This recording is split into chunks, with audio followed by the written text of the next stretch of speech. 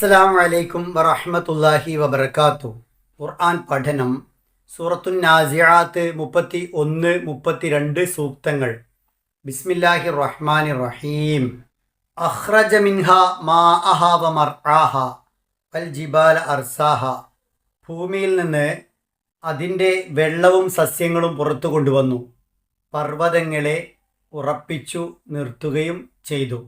അഖ്റജ പുറത്തു കൊണ്ടുവന്നു, മിൻഹ അതിൽ നിന്ന്, ഭൂമിയിൽ നിന്ന്, മാഅഹ അതിൻ്റെ വെള്ളം, വമർആഹ അതിൻ്റെ സസ്യവും, വൽ ജിബാല മലകളെ, അർസാഹ അവൻ ഉറപ്പിച്ചു നിർത്തി. അന്ത്യനാളിന് തെളിവായി അള്ളാഹു പറയുന്ന പ്രാപഞ്ചിക ദൃഷ്ടാന്തങ്ങളിൽ ഇവിടെ ഭൂമിയിൽ വെള്ളവും സസ്യലതാദികളും നൽകിയതാണ് ഒന്നാമത് പറയുന്നത്. പിന്നീട് പർവ്വതങ്ങളെക്കുറിച്ചും ജീവജാലങ്ങൾക്ക് ജീവിക്കാൻ സൗകര്യപ്പെടും വിധം ഭൂമിയെ അവർക്ക് പരന്നതായി അനുഭവിക്കാൻ സൗകര്യപ്പെടുത്തി എന്ന് പറഞ്ഞുവല്ലോ. ഇവിടെ ആ ഭൂമിയിൽ ശരിയാമിധം ജീവിക്കാൻ ആവശ്യമായ വളരെ പ്രധാനപ്പെട്ട രണ്ടെണ്ണമാണ് വെള്ളവും സസ്യലതാദികളും. അവയെക്കുറിച്ചാണ് അള്ളാഹു പറയുന്നത്. ജീവിക്കാൻ ആവശ്യമായ വെള്ളത്തെക്കുറിച്ച് ഖുർആൻ വിവിധയിടങ്ങളിൽ പരാമർശിച്ചിട്ടുണ്ട്. സൂറത്തു നഹ്ലിലെ 10-ാമത്തെ ആയത്തിൽ അള്ളാഹു പറയുന്നു, വല്ലദീ അൻസല മിനസ് സമാഇ മാഅൻ ലക്കും മിൻഹു ശറാബ് വമിൻഹു ശജറുൻ ഫീഹി തുസീമൂൻ.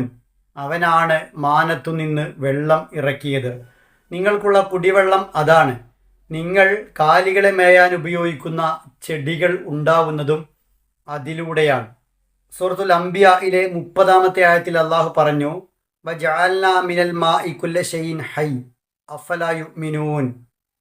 വെള്ളത്തിൽ നിന്ന് ജീവനുള്ള എല്ലാ വസ്തുക്കളെയും സൃഷ്ടിച്ചു, എന്നിട്ടും അവർ വിശ്വസിക്കുന്നില്ലേ എന്ന് ഇമാം തൊബരി റഹിമഹുല്ല അദ്ദേഹത്തിൻ്റെ തഫ്സീറിൽ പറയുന്നുണ്ട്, മർആഹ മാ ഖലഖല്ലാഹു ഫീഹാ മിനൻ നബാത്ത്.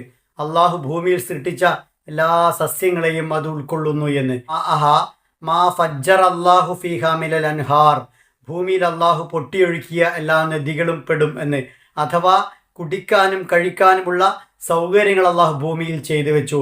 ഇമാം ഫഖ്റുദ്ദീൻ റാസി റഹിമഹുല്ല ഈ ആയത്ത് വിശദീകരിക്കുമ്പോൾ ഇങ്ങനെ പറയുന്നുണ്ട്, ഭൂമി ജീവജാലങ്ങൾക്ക് നൽകുന്ന എല്ലാ വിഭവങ്ങളും ഈ രണ്ട് അടിസ്ഥാനങ്ങളിൽ നിന്നാണ് വരുന്നത്. കല്ലും മരവും, വിത്തും വിളയും, വിറകും തീയും, വസ്ത്രവും ഔഷധവും, ലവണവും ഖനിജവും എല്ലാം. ഭൂമിയിലെ ജീവജാലങ്ങൾ അനുഭവിക്കുന്ന സകല അനുഗ്രഹങ്ങളുടെയും രണ്ട് ഉറവിടങ്ങളാണ് മാ മർആ. വൽ ജിബാല അർസാഹ. പർവ്വതങ്ങളെ അവൻ ഉറപ്പിച്ചു നിർത്തി. ഭൂമി ആടിയുലഞ്ഞു പോകാതിരിക്കാനാണ് പർവ്വതങ്ങളെ കപ്പൽ നങ്കൂരമിടും പോലെ, നങ്കൂരക്കുറ്റിയിൽ കപ്പലിനെ നാട്ടി നിർത്തും പോലെ നിർത്തിയിരിക്കുന്നത്. തൊട്ടുമുന്നിലുള്ള സൂറത്തായ സൂറത്തുൻ നബയിലെ 7-ാമത്തെ സൂക്തത്തിൽ വൽ ജിബാല ഔതാദ എന്നതിൻ്റെ വിശദീകരണത്തിൽ ഇതുമായി ബന്ധപ്പെട്ട് കുറച്ചുകൂടി കാര്യങ്ങൾ പറഞ്ഞിട്ടുണ്ട്.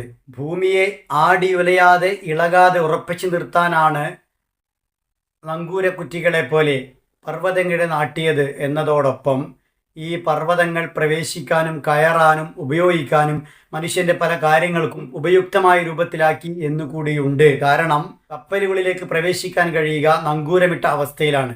പർവ്വതങ്ങളെ നങ്കൂരമിട്ട് നാട്ടിയതുപോലെ നാട്ടിയതിനാലാണ് മനുഷ്യന് അതിനെ പല രൂപത്തിലും ഉപയോഗിക്കാൻ സാധ്യമാകുന്നത്. ഈ സൂക്തങ്ങൾ പാരായണം ചെയ്യുമ്പോൾ 2 അക്ഷരം പ്രത്യേകം ജാഗ്രതയോടെ ഉച്ചരിക്കുക.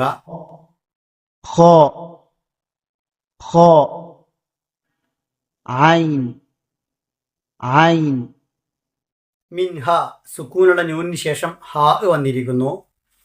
സുക്കൂനുള്ള നൂനിനോ തൻവീനിന് ശേഷം ഹാ വന്നാൽ ഒട്ടും മണിക്കാതെ വെളിപ്പെടുത്തി ഓതണം. ഇൽഹാർ. മാഅഹ ഒരൊറ്റ വാക്കിൽ നീട്ടാനുള്ള അലിഫും അതേ വാക്കിൽ ശേഷം ഹംസും വന്നിരിക്കുന്നു. നിർബന്ധമായും 4 അനക്കം നീട്ടണം. മദ് വാജിബ് മുത്തസിൽ. أخرج منها ماءها ومرعاها